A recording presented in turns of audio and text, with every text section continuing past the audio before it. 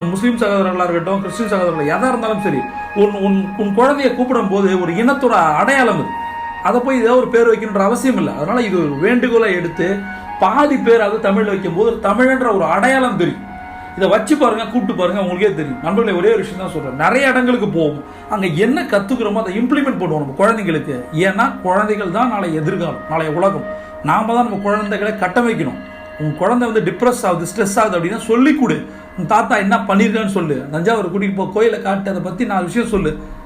Challenge என்ன தெரியுமா? அதை பற்றி 4 பாயிண்ட் சொல்ல நமக்கே தெரியும்.